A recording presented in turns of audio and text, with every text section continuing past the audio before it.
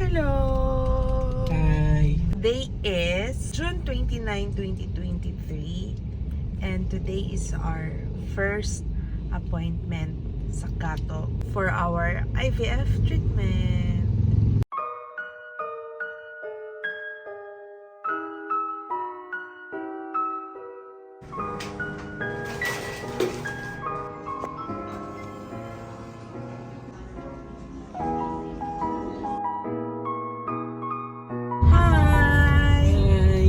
So, pauwi na kami galing Kato and lahat naman ng tests came out normal. Kaya talagang tuloy na kami. Yes! In fact, pinauwi na sa amin yung mga gagamiting medicine, mga stimulants, at saka yung mga injectables. So, sana lang magtuloy-tuloy. And I guess, ito na yun. Ito na. Totoo na to. Yeah. Wala nang atrasan. Okay, ready.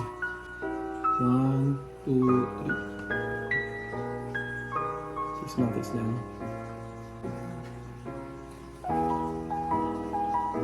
Okay na.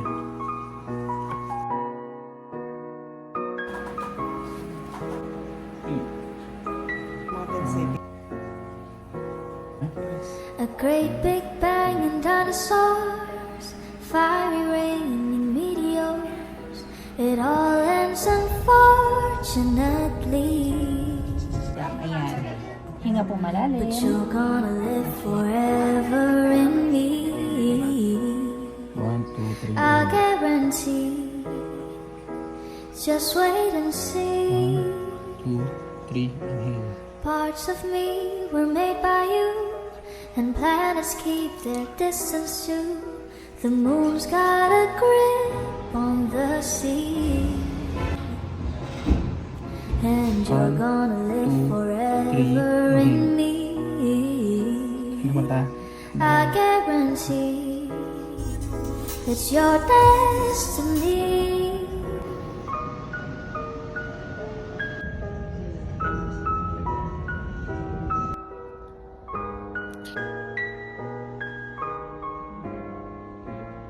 Hi! So, today, galing kami ng Kato and supposedly, ultrasound lang. Pero nakita na parang meron akong 4 follicles na malapit ng mag-pop. Meaning mag-ovulate na ako. And, syempre kailangan nating i-prevent yon. Kaya, unexpected na egg retrieval kanina. Pero unfortunately, yung 4 follicles na yon, mga walang laman. So, may natira pa namang mga 10 follicles na scheduled na namin for egg retrieval on Monday. So, hopefully, dun sa 10, may makuhang eggs. Kahit pa paano, kasi medyo nakakabahala yung 4 follicles ay empty. Given na bata pa naman ako and such. Pero yun, kanina, na-experience ko na kung anong feeling ng OPU talaga, although biglaan. And hindi ako nag-undergo ng sedation. Kaya medyo painful, na uncomfortable, pero na-tolerate ko naman. Pero susunod kasi, kung 10 yun or more, kasi may possibility na humabol pa yung ibang follicles. Mababa kasi yung pain tolerance ko, kaya magpapasedate kami. Pero yun ang update. Pray for us sa Monday. 1, 2, 3.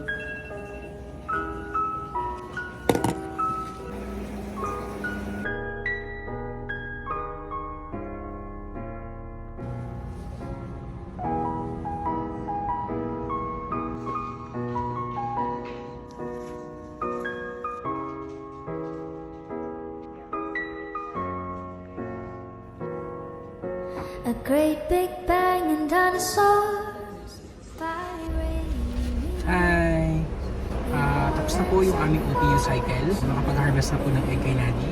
Ang advice po ng doctor is to wait for at least a week, di ba? Medyo hindi madali pinagdaanan namin, especially ni Nadi. No? Nakatayo naman po sa mga video, marami-raming tusok ang nangyari. Si kanina nakakuha ng 7, 3 lang yung mature. 4 yung hindi mature. Bukas na-expect na ma-mature yung 4, pero hindi sure. Kasi 30% lang yung chance na mag-mature sila. So yun, nasa waiting game kami. Maghintay kami ng 1 week para sa tawag ng embryologist. Kung ilan ang pwedeng mai-transfer o ilan yung embryo na mag-progress. Sa susunod nun, F80 cycle na. Yes. Nag-hope kami na kahit man lang sana may isa o dalawa na Mag-blastocyst. blastocyst. Pag sinabi kasing blastocyst, okay na yun. Pwede na yung i-implant sa uterus. Maging baby, future baby. Sa ngayon, medyo groggy-groggy pa. Okay naman. Medyo may kaunting uncomfortable feeling sa puso. Okay naman. I will take the rest of the day. Bye. Yung po ma'am, regarding po sa eggs na nakolect pa namin yesterday. So, we were able to collect 7 eggs. Ako, and out of 7, 3 po yung mature. So, yung 3 yan ma'am, na-inseminate na namin or nilagyan po namin ng sperm kahapon. Upon checking po today, all 3 ma'am were fertilized. So, proceed po pa namin sila for culturing until po ma'am day 5, 6, and 7. And hopefully po magkaka-blastocyst po tayo. Okay po. Opo. The rest naman ma'am, mga immature eggs sila or shitty eggs, yung 4. Upon checking po this morning ma'am, lahat po sila ma'am immature pa din. So hindi po sila viable for insemination. And that we will be discarding them na po. Wala na po yung 4. Wala na po yung 4, correct? Hello? Hello, ma'am. Good afternoon, ma'am. This is from Cato Reprovital Center Embryology Department. 3 lang po yung aming na-inseminate sa kadahilanan po na hindi nag-mature yung egg number 4, 5, 6, and 7. Yes po. Sa 3 po ito na nalagyan po namin ng sperm, ma'am, lahat po sila ay nakarating into blastocyst stage. Okay po. Salamat po, ma'am. Maraming salamat po at magandang araw po. Thanks! Okay? Tumawag ng kato. Ano, nag-blastocyst yung 3. Wow! Congrats! Hi! Hello, good evening. It's July 22, 2023. And ngayon, na-receive na namin yung email from Kato regarding sa mga blastocyst namin. So, ito na sila. Ayan yung 3 embryos na nabuo namin. Meron kaming 3 embryos. Unfortunately, mga grade D sila. So, in other terms, mga Chance of implantation is around, based sa internet, 33%. So, yun. And pinag-uusapan namin, baka magpa-transfer kami ng 2 para lang mataas yung chance. Tumaas kahit pa paano yung chance na mag-implant.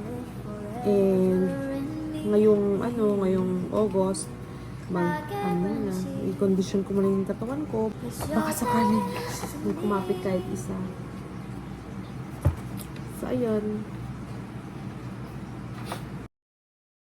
Hi! So, today is June 16, 2024. So far, hindi man exactly, no? Pero I think 11 months or almost a year since nung nagkaroon kami ng OPU cycle. So OPU cycle technically, alam niyo naman yun, di ba? Yung nag-harvest kami ng embryo. So finrelease na sila, nasa freezer sila for 11 months, no? So finally, napag-decide na namin ni Nadi na ituloy na namin yung aming IVF journey. So, yun.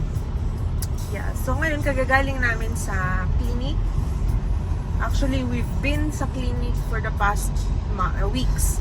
No, binabantayan yung mga follicles ko, yung hormones. And finally, today, I'm all set na for embryo transfer, which is scheduled sa June 19, 2024, which is 3 days from now. So, nakaschedule kami ng 8:30 a.m. And Yeah, we're hoping na sana by that time wala mangyaring aberya. Sana naman physically and mentally ready na kami, lalo na si Nadi. And yeah, we're hoping for the best and sana gabayan kami ni Lord, no? Yun lang kailangan namin talaga and we cannot ask you for prayers kasi I'm sure makapanood nyo ito tapos na yung mga pangyayari. correct. Diba? So, alright. So, yun. See you on lang, yung feelings namin is both excitement and kaba. Pero, ako is more of hopeful pero hopeful. hoping pero kinakabahan. Alam mo yung gano'n? Parang nasa gitna ako ng excitement and kaba. Yeah, Parang so ganun. yun yung position namin right now. So, I've also started yung meds na. So, I'm on progesterone. Para, hindi ko alam, to aid yata for implantation. So, yun. Bye-bye. Bye!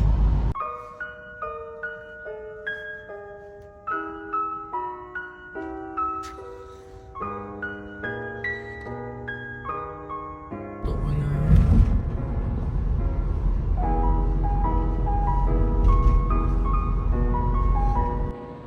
So, our embryo transfer failed.